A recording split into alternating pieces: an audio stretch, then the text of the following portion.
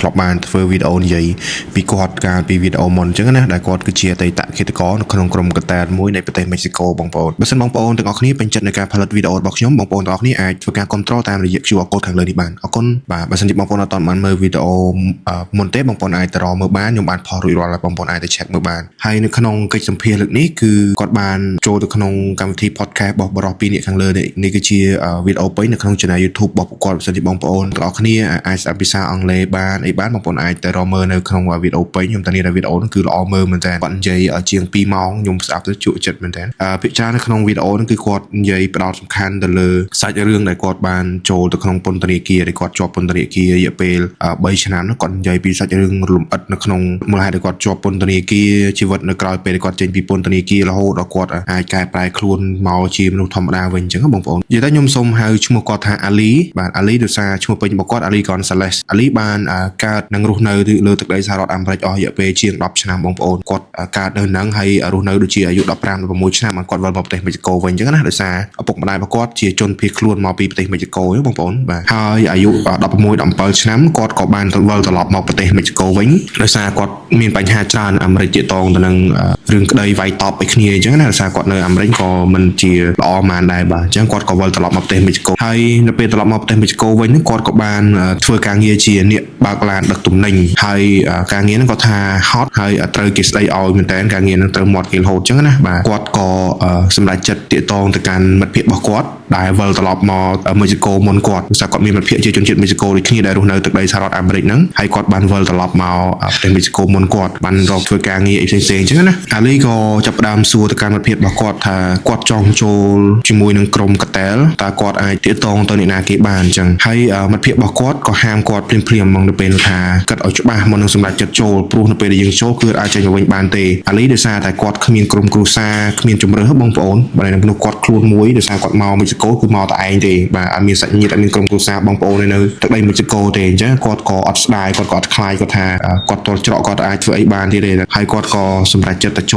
លរួមជាមួយនឹងក្រុមកតែលហើយមិត្តភ័ក្តិរបស់គាត់ក៏បានឲ្យលេខទូរស័ព្ទទំនាក់ទំនងទៅកាន់អាលីដែលជាលេខរបស់ក្រុមកតែលតែម្ដងអ្នកផ្នែកខាងគេជ្រើសរើសអញ្ចឹងណាបាទគេហៅ recruitment បាទអាលីមុននឹងគាត់តាកតងទៅក៏គាត់ដេកគិតដែរបងប្អូនគាត់និយាយក្នុងវីដេអូគាត់ថាគាត់ដេកគិតយូរមួយថ្ងៃពីរថ្ងៃដែរគាត់សម្រេចចិត្តថាតាកតងទៅខាងក្រុមកតែលហ្នឹងអ្នកដែលគេជ្រើសរើសអញ្ចឹងណាអ្នកដែលគេជ្រើសរើសមនុស្សហ្នឹងណាបាទពេលគាត់តាកតងទៅគេមានសួរនាំអីច្រើនគេសួរថាតើអ្នកឯងចេះប្រើកាភ្លើងអត់ធ្លាប់សម្លាប់មនុស្សពីមុនអត់អញ្ចឹងណាអាលីគាត់ក៏និយាយតាមត្រង់គាត់ថាគាត់ចេះប្រើប្រាស់កាភ្លើងដោយសារគាត់ធ្លាប់រស់នៅទឹកដីសហរដ្ឋអាមេរិកហើយណាមួយគាត់និយាយភាសាអង់គ្លេសបានល្អអញ្ចឹងបងប្អូនហើយតាកតងនឹងការសម្លាប់មនុស្សគាត់ធ្លាប់មានប្រវត្តិសម្លាប់មនុស្សពីមុនទេកាលគាត់រស់នៅទឹកដីសហរដ្ឋអាមេរិកបន្ទាប់ពីបានលឺអញ្ចឹងហើយគេក៏សម្រេចចិត្តផ្ដល់ការងារគាត់មួយការងារហ្នឹងគាត់បាននិយាយថាវាដូចជាការតេស្តសាកល្បងនៅសមត្ថភាពរបស់គាត់អញ្ចឹងគេបានឲ្យគាត់ចូលទៅក្នុងឡានមួយគ្រឿងដែលក្នុងឡាននោះគឺមានសមាជិក4នាក់សមាជិករបស់ក្រុមកតែលនៅក្រុងចាំការងារដំបូងរបស់គាត់គឺគេឲ្យគាត់ទៅសម្លាប់មនុស្សតែម្ដងបាទនៅក្នុងឡាននោះគឺមានមនុស្ស4នាក់ដែលជាសមាជិកដែលក្រុមកតែលគេដាក់មកឲ្យអញ្ចឹងណាហើយជាមួយរថយន្តមួយគ្រឿងនៅក្នុងរថយន្តនោះគឺមានសុទ្ធតែកាភ្លើងមកគេឲ្យគាត់ចូលទៅក្នុងឡានហ្នឹងហើយធ្វើការជិះទៅជាមួយក្រុមកតែលហ្នឹងដើម្បីទៅសម្លាប់មនុស្សសម្លាប់គោលដៅដែលគេដាក់មកអញ្ចឹងណាបរិសុទ្ធ2នាក់ដែលគាត់ជាម្ចាស់កម្មវិធី podcast ក៏បានសួរបញ្ជាក់ទៅអាលីថាតើនៅពេលដែលគេដាក់ការងារឲ្យយើងទៅសម្លាប់មនុស្សអីចឹងទៅគាត់មានធ្លាប់សម្លាប់មនុស្សច្រឡំអត់គាត់ក៏និយាយថាអត់ទេពីព្រោះនៅពេលដែលគេទម្លាក់ការងារឲ្យធ្វើគឺគេមានផែនការច្បាស់លាស់ខ្លាំងមែនទែនបើយើងធ្លាប់មើលប្រភេទរឿងគិតកោស៊ីឈ្នួលយើងដឹងហើយបាទគេទម្លាក់មកដំបូងគឺទម្លាក់ជារូបថតហើយយើងអាចសួរគេបានថាមូលហេតុអីបានយើងត្រូវទៅសម្លាប់បរិសុទ្ធអ្នកហ្នឹងគាត់មានបញ្ហាអីចឹងណាមូលហេតុដែលត្រូវសម្លាប់គឺដោយសារបរិសុទ្ធអ្នកហ្នឹងគាត់ជាប់ពាក់ព័ន្ធជាមួយនឹងការជពាក់ប្រាក់មិនសងការលួចជួញដូរគ្រឿងញៀនចូលទៅក្នុងតំបន់របស់ពួកគេអញ្ចឹងផ្សេងៗអញ្ចឹងណាបាទឬក៏ធ្លាប់មានបញ្ហាទំនាស់អីរឿងរ៉ាវផ្សេងៗអញ្ចឹងទៅបន្ទាប់ពីហ្នឹងទៀតគេមានបែងចែកមនុស្សបងប្អូនដូចខ្ញុំនិយាយមកហ្នឹងគឺដូចក្នុងរឿងអញ្ចឹងមានមនុស្សម្នាក់គឺដើរទៅប្រាប់ពីកំណត់ពីអត្តសញ្ញាណរបស់មនុស្សដែលត្រូវសម្លាប់ហ្នឹងថាតើបុគ្គលហ្នឹងថ្ងៃហ្នឹងចេញទៅណាបាទពាក្យខៅពណ៌អីមានមុខមាត់បែបម៉េចអីចឹងទៅដើម្បីបោះពណ៌មានដូចគ្នាអញ្ចឹងណាហើយមានមនុស្សម្នាក់ទៀតចតឡាននៅខាងមុខដើម្បីចាំទទួលតែពេលដែលពួកគាត់សម្លាប់ហើយគឺពួកគាត់រត់ចូលទៅក្នុងឡានហ្នឹងតែម្ដងហើយមានមនុស្សម្នាក់ទៀតចាំមើលផ្លូវរថយន្តប៉ូលីសបើសិនជាមានឡានប៉ូលីសឡានអីជិះល្បាតឲ្យបោះពណ៌មានដូចគ្នាទៅវិញទៅមកអញ្ចឹងណាហ្នឹងហើយនេះគឺជាវិធីសាស្ត្រនៅក្នុងការសម្លាប់មនុស្សដែលអាលីគាត់បានរៀបរាប់នៅក្នុងវីដេអូហ្នឹងអ្នកដែលចាំបិទគូតអ្នកដែលចាំមើលផ្លូវ អីផ្សេងៗគឺលំអិតខ្លាំងមែនតើអញ្ចឹងហើយគឺអាចច្រឡំមនុស្សបានទេហើយគោលដៅដែលដាក់ឲ្យសម្លាប់ហ្នឹងគឺកម្ររត់រួចតែកំណត់ឲ្យសម្លាប់នរណាម្នាក់នេះគឺត្រូវតែស្លាប់គេបានសួរព្យាគាត់ទៀតថាតើនៅពេលដែលគាត់សម្លាប់មនុស្សអញ្ចឹងក្រុមកតែលឲ្យលុយគាត់ប្រមាណគាត់និយាយថាបើសិនជាក្នុងករណីសម្លាប់មនុស្សធម្មតាមនុស្សសាមញ្ញទូទៅតម្លៃខ្លួនចន្លោះពី200ទៅ$300អស់ហើយបងប្អូនតែបើសិនជាសម្លាប់អ្នកនយោបាយអ្នកដែលមានមុខមាត់ធំៗបើសិនជាយើងសម្លាប់បានសម្រេចអាចចន្លោះពី$2,000ទៅ$3,000គេក៏សួរគាត់បញ្ជាក់ទៀតថាតើសមាជិកនៅក្នុងក្រុមកតែលដែលគាត់ធ្លាប់ធ្វើការហ្នឹងមានធ្លាប់ក្បត់ទៅលើក្រុមនឹងអត់នៅក្នុងវីដេអូគេនិយាយពាក្យថា snitch មានដូចយើងវាដូចនឹងការក្បត់គ្នាទៅវិញទៅមកអញ្ចឹងណាទាក់ទងទៅនឹងករណី snitch ឬក៏ករណីក្បត់គ្នាឯងហ្នឹងទីមួយគឺយកកំភ្លើងទៅលក់ព្រោះក្រុមកតែលគេមានអាវុធរៀងៗខ្លួនបងប្អូនហើយនៅពេលដែលយកកំភ្លើងទៅលក់ហើយក៏ហក់មេក្រុមគេហ្នឹងក៏ហក់ថាត្រូវបានប៉ូលីសចាប់លីអីហ្នឹងបើសិនជាគេដឹងថាយើងយកកំភ្លើងទៅលក់មនុស្សហ្នឹងគឺអាចរស់នៅទៀតបានទេគេត្រូវបានគេចាប់យកធ្វើទរណកម្មឬក៏សម្លាប់ចោលតែម្ដងហើយទី2អ្នកដែលយកគ្រឿងញៀនទៅល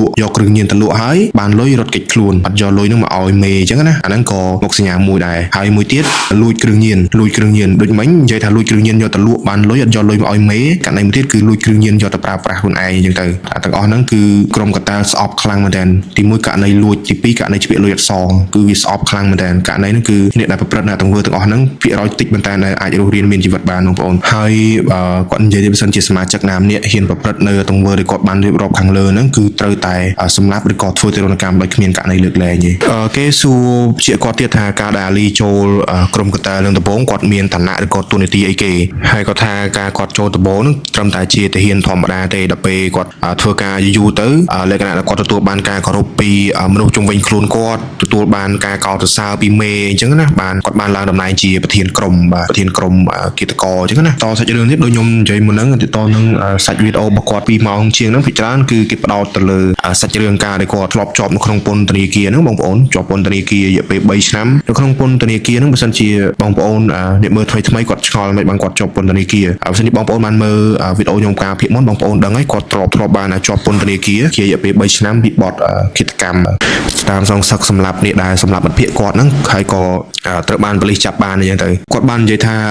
ការគាត់ជាប់គុករយៈពេល3ឆ្នាំហ្នឹងគឺគាត់បានផ្លាស់ប្ដូរកន្លែងឃុំឃាំងខ្លួនដល់ទៅ2ដងបងប្អូនលើកទី1ហ្នឹងគឺគាត់ជាប់នៅគុកគេហៅគុក State Prison ឬគុករបស់រដ្ឋអញ្ចឹងណាបាទដល់ពេលគាត់ជាប់គុកលើកដំបូងហ្នឹងគាត់សម្លាប់មនុស្សនៅក្នុងគុកហ្នឹងទៀតបាទដោយសារសត្រូវរបស់គាត់នៅក្នុងគុកហ្នឹងច្រើនពីសមាជិកក្រុមកតាលផ្សេងទៀតដែលគេជាប់គុកនៅក្នុងហ្នឹងអញ្ចឹងណាប៉ុន្តែមិនមែនគ្រប់សត្រូវទាំងអស់ចង់មកសម្លាប់គាត់អត់ទេមានតែអ្នកខ្លះមួយចំនួនទៀតក៏អត់ទេដល់ពេលជួបគាត់នៅក្នុងគុកហ្នឹងលក្ខណៈគេខ្លាចគាត់ណាព្រោះគេស្គាល់ពីប្រវត្តិរបស់គាត់ថាការគាត់នៅក្រៅវាសាហាវខុសខើរបៀបម៉េចដល់ពេលគាត់ចូលក្នុងគុកអ្នកខ្លះក៏ខ្លាចគាត់អ្នកខ្លះក៏លក្ខណៈមានគំនុំគំគួនចង់មកសម្លាប់គាត់ប៉ុន្តែត្រូវបានគាត់វាយរហូតដល់ស្លាប់នៅពេលដែលគាត់សម្លាប់នៅក្នុងគុកអញ្ចឹងហើយគាត់ក៏ត្រូវបានគេផ្លាស់ទីទៅក្នុងមន្ទីរឃុំឃាំងមួយផ្សេងទៀតហើយដាក់គាត់នៅក្នុងគុកងឹតរយៈពេលកន្លះឆ្នាំ6ខែបងប្អូនគាត់ថារយៈពេល6ខែនៅក្នុងគុកនោះវាដូចជាលក្ខណៈវាលើសពីនរកទៀតហើយប្រឡោះដេកគាត់ថាអត់អាចដេកកើតទៀតបានតែអង្គុយបត់ជង្គង់អញ្ចឹងណាហើយមានប្រឡោះទូចមួយសម្រាប់គេហុចមហូបហុចអីឲ្យអញ្ចឹងទៅហើយគាត់ថាគាត់ត្រូវធ្វើលំហាត់ប្រាណនៅក្នុងគុកនឹងជាប្រចាំបើអត់ធ្វើលំហាត់ប្រាណទេគាត់អាចនឹងខ្វិនឬក៏ដកការដោយសារបន្ទប់គុកនោះវាទូចខ្លាំងពេកដល់ពេលគាត់អង្គុយយូរទៅជើងគាត់អាចធ្វើចលនាអីបានទេហើយមួយសប្តាហ៍គេឲ្យគាត់ចេញក្រៅតែម្ដងគាត់រៀងរាល់ថ្ងៃសុក្របាទគេយកគាត់ចេញអញ្ចឹងណាបន្ទាប់ពី6ខែហើយគាត់ក៏ត្រូវបានគេផ្លាស់ប្ដូរទៅមន្ទីរឃុំឃាំងមួយផ្សេងទៀតមិនមែនកន្លែងចាស់ទេមិនមែនពីមន្ទីរឃុំឃាំងមួយទៅមន្ទីរឃុំឃាំងមួយផ្សេងទៀតនៅមន្ទីរឃុំឃាំងមួយទៀតគឺគាត់បានជួបជាមួយនឹងមេធំនៅក្នុងគុកនឹងតែម្ដងបាទដែលគេស្គាល់គាត់ល្បីដល់ក្នុងគុកបងប្អូនគាត់ថាការគាត់នៅធ្វើការមានគេស្គាល់គាត់ទេដោយសារគាត់ធ្វើការនៅក្នុងក្រុមកតាលមួយដែលមានឈ្មោះល្បីមែនតើនៅប្រទេសមេស៊ីកូហ្នឹងហើយគេក៏ស្គាល់គាត់អីចឹងទៅបងធំក្នុងគុកហ្នឹងណាបាទជីវិតរបស់គាត់នៅក្នុងគុកក៏រៀងធូរស្បើយជាងមុនតិចបានដោយសារមានគេជួយជំនុំបំរុងគាត់ចឹងទៅគាត់បាននិយាយទៀតថាគាត់ធ្លាប់បានចូលទៅលេងបាល់បោះនៅក្នុងគុកហ្នឹងបងប្អូនជាមួយបងធំក្រុមបងធំអីអស់ហ្នឹងប៉ុន្តែបាល់បោះហ្នឹងមិនមែនលេងដោយប្រើបាល់ណាគឺលេងដោយប្រើក្បាលរបស់មនុស្សពេលគាត់ដល់លក្ខណៈចេញម៉ោងគេសម្រាកទេបងប្អូនមើលធ្លាប់មើលរឿងអាមេរិកហ្នឹងអីដឹងហើយគេមានតារាងបាល់បោះក្នុងគុកមានខ្លះគេជីមអីចឹងណាពេលដែលគាត់ដល់ទៅគាត់ឃើញតារាងបាល់បោះហ្នឹងគាត់ក៏ដើរចូលដោយសារមានឃើញគ្នារបស់គាត់ក្រុមបងធំនៅក្នុងគុកហ្នឹងណាដែលនៅក្នុងគុកហ្នឹងក៏ហៅគាត់ឲ្យទៅលេងបាល់បោះហ្នឹងដែរលេងដូចហៅគាត់ពីមកលេងបាល់បោះមួយគ្នាចឹងណាគាត់ក៏ដើរទៅគាត់ឃើញគេបោះទៅវិញទៅមកគាត់ស្មានតែបាល់ដំបងដល់ពេលចូលទៅដល់គឺក្បាលរបស់មនុស្សនេះទោសក្នុងគុកដែលត្រូវបានគេសម្លាប់គេកាត់ក្បាលហ្នឹងយកក្បាលមកបោះដូចបាល់បោះហ្នឹងបងប្អូនដំបងគាត់ហ៊ានចាប់ក្បាលហ្នឹងទេដោយសារគាត់ខ្លាចថានៅពេលគាត់ចាប់ក្បាលទៅគេរកឃើញគេយកដៃគាត់នឹងត្រូវជាប់គង់ងឹតមួយសារទៀតគាត់ខ្លាចដោយសារគាត់ធ្លាប់សម្លាប់មនុស្សក្នុងគុកហ្នឹងគេចាប់គាត់យកទៅដាក់នៅគុកងឹតបើសិនជាគាត់ទៅលេងទៅចាប់ក្បាលរបស់មនុស្សហ្នឹងទៀតអាចនឹងជាប់ស្នាមគេយកដៃគាត់អីចឹងទៅអាចនឹងមានបញ្ហាទៀតយើងគាត់ខកសម្រាប់ថា អត់លេងបន្ទាប់ពីដល់ថ្ងៃដែលគាត់ត្រូវឡើងកាត់ក្តីនៅតុលាការនោះដោយសារតែអត់មានស័ក្តិសិទ្ធិគ្រប់គ្រាន់បាទអត់មានស័ក្តិសិទ្ធិគ្រប់គ្រាន់តាមពិតគាត់ត្រូវជាប់គុកដល់ទៅ30ឆ្នាំបងប្អូនប៉ុន្តែដោយសារអត់មានស័ក្តិសិទ្ធិគ្រប់គ្រាន់ទៅគាត់ក៏ត្រូវបានគេដោះលែងដោយជាប់ពន្ធនាគារត្រឹមតែរយៈពេល3ឆ្នាំទេនិយាយទៅគាត់បាននិយាយថាមានក្រុមកតែលផ្សេងបានទាក់ទងមកគាត់បានទាក់ទងមកសួរនាំគាត់តែគាត់ចង់ចូលរួមធ្វើការនៅក្រុមកតែលនឹងទៀតអត់តែប៉ុន្តែមិនមែនក្រុមចាស់របស់គាត់ទេណាក្រុមចាស់របស់គាត់ហ្នឹងគាត់បានលើកឡើងបន្តិចដែរគាត់ថានៅពេលដែលគាត់ជាប់គុកហ្នឹងគឺក្រុមកតែលដែលគាត់ធ្វើការហ្នឹងជួលមេធាវីឲ្យមករកគាត់ប៉ុន្តែមិនមែនមេធាវីធានាក្តីណាគឺមេធាវីហ្នឹងគឺមកដើម្បីឲ្យដាក់បន្ទុកធ្វើម៉េចឲ្យអាលីហ្នឹងជាប់គុកកាន់តែយូរបែរតែគេជួលមេធាវីមកធ្វើម៉េចឲ្យអាលីហ្នឹងជាប់ទោសជាប់គុកជាប់ក្នុងគុកកាន់តែយូរកាន់តែល្អហើយបន្ទាប់ពីចេញពីពន្ធនាគារគាត់ក៏បានសម្រេចថាចូលរួមជាមួយនឹងក្រុមកតែលមួយផ្សេងទៀតតែគាត់អត់ប្រហើបឈ្មោះទេនៅក្នុងវីដេអូគេអត់និយាយទៅក្រុមកតែលគេនិយាយថា Crime Organization ហើយគាត់ក៏បាននិយាយពីក្រុមចាស់របស់គាត់បាននិយាយថាក្រុមហ្នឹងបានមករកគាត់ព្យាយាមសម្លាប់គាត់អត់គឺគាត់អត់មានលើកឡើងក្នុងវីដេអូហ្នឹងទេគាត់ក៏បានចូលរួមជាមួយនឹងក្រុមថ្មីលក្ខណៈថាគាត់អត់មានជំរឿបងប្អូនគាត់ចេញពីគុកហើយមនុស្សគាត់តាំងពីមកពីអាមេរិកមកភ្លាមគឺគាត់ចូលរួមជាមួយក្រុមកតែលនឹងជាង10ឆ្នាំអញ្ចឹងគាត់ដឹងថាត្រូវតែប្រកបរបររកស៊ីអីទេចេញពីគុកហើយដោយសារតែមានក្រុមគេហៅថា Crime Organization ហៅគាត់ឲ្យចូលធ្វើការជាមួយគាត់ក៏ចូលអញ្ចឹងទៅបាទសម្រាប់មនុស្សសម្អីដូចមុនតដែលជាការងារចាស់របស់គាត់ហ្នឹងគាត់ថារហូតដល់ថ្ងៃមួយលក្ខណៈគាត់ឆ្អែតឆ្អន់ការងាររបស់គាត់អញ្ចឹងបងប្អូនគាត់ចង់លាងដៃគាត់ដើរទៅរកមេធំនៅក្នុង Crime Organization ហ្នឹងគាត់និយាយថាគាត់ឆ្អែតឆ្អន់គាត់លែងចង់បន្តទៀតអញ្ចឹងណាគេសួរថាហេតុអីគាត់ក៏និយាយប្រាប់ថាគាត់ចង់លាងសម្អាតដៃចង់ចេញពីផ្លូវហ្នឹងអញ្ចឹងណាបន្ទាប់ពីលឺអញ្ចឹងដំបូងមេគេនោះអត់សូវសប្បាយចិត្តដែរប៉ុន្តែលក្ខណៈថាគេយល់ពីគាត់បងប្អូនដោយសារមនុស្សគាត់ជាមនុស្សម្នាក់ដែលចូលចិត្តជួយមនុស្សជុំវិញខ្លួនគាត់អញ្ចឹងទៅតាំងពីដើមមកដល់ពេលអញ្ចឹងគេមានការ respect ការគោរពមកលើគាត់ខ្លះៗដែរអញ្ចឹងគេក៏មានការគោរពទៅលើការសម្រេចចិត្តរបស់គាត់បើមិនជាអត់ព្រមទេយកគាត់ទៅសម្លាប់ក៏យកចោះប៉ុន្តែគាត់ត្រូវតែនិយាយថាគាត់អត់អាចបន្តធ្វើសកម្មភាពការងារទាំងអស់នោះទៀតទេគាត់ have enough ណាគាត់ឆ្អែតឆ្អន់គេក៏សម្រេចចិត្តឲ្យគាត់ទៅហើយថាកុំឲ្យត្រឡប់មកវិញឲ្យសោះបើមិនជាឯងចង់ទៅឯងទៅឆ្ងាយកុំឲ្យគេឃើញមុខឬក៏កុំត្រឡប់មកទឹកដីនឹងទៀតអញ្ចឹងណាបាទលក្ខណៈគេផ្ដល់ឱកាសចុងក្រោយគាត់រត់គេចខ្លួនអញ្ចឹងទៅហើយគឺថាមានកូនចៅរបស់គាត់បើគាត់ជាមេក្រុមពេលចូលទៅក្រុមថ្មីក្រែមកកណ្ដាលសិនគាត់ជាមេក្រុមគេគាត់ថាមានកូនចៅគាត់ខ្លះយំអត់ចង់ឲ្យគាត់ឈប់ធ្វើការអញ្ចឹងណាគាត់ក៏សម្រេចចិត្តថាសម្រាប់ពីការងាររបស់គាត់ហ្នឹងហើយនៅពេលដែលគេបានដោះលែងគាត់ក៏សប្បាយចិត្តមែនតើហើយគាត់ក៏បន្តរៀបរាប់ទៀតថាជីវិតរបស់គាត់នៅពេលដែលគាត់ពីការងារទាំងអស់ហ្នឹងគាត់ក៏បានរត់គេចខ្លួនទៅតំបន់មួយដែលឆ្ងាយដាច់ស្រយាលមែនតើនៅក្នុងប្រទេសមេស៊ីកូនឹងដដែលទេគាត់ថាគាត់ធ្លាប់មានមនុស្សតាមសម្រាប់គាត់ដឹងថាជាមនុស្សមកពីខាងណាទេដឹងថាជាក្រុមរបស់គាត់ចាស់ឬក៏អ្នកណាគេផ្សេងព្រោះគាត់មានសត្រូវច្រើនការគាត់នៅធ្វើការគាត់ធ្លាប់សម្រាប់មនុស្សច្រើនហើយគាត់មានសត្រូវច្រើនគាត់មានតែឯងដូចខ្ញុំនិយាយពីដើមអត់មានសាច់ញាតិទេគាត់មានមិត្តភក្តិម្នាក់ហ្នឹងត្រូវបានគេបាញ់សម្លាប់ទៀតបាទដល់ពេលអញ្ចឹងទៅគឺគាត់បាក់ទឹកចិត្តមែនតើគាត់ថាគាត់សឹងតែចង់បញ្ចប់ជីវិតខ្លួនឯងម្ដងអញ្ចឹងណាបើមើលតាមវីដេអូកិច្ចសម្ភាសន៍ហ្នឹងគឺបានធ្វើជាង1ខែមុនហើយបាទហើយបច្ចុប្បន្ននេះគឺគាត់បានផ្លាស់ទីពីមេស៊ីកូមករស់នៅ United Kingdom ហើយបងប្អូនបាទបើសិនជាបងប្អូនទាំងអស់គ្នាចាប់អារម្មណ៍ចង់ទៅទស្សនាវីដេអូពេញបងប្អូនអាចទៅមើលវីដេអូគាត់បានវីដេអូហ្នឹងមានតែប៉ុណ្្នឹងទេអរគុណច្រើនជួបគ្នាវីដេអូក្រោយ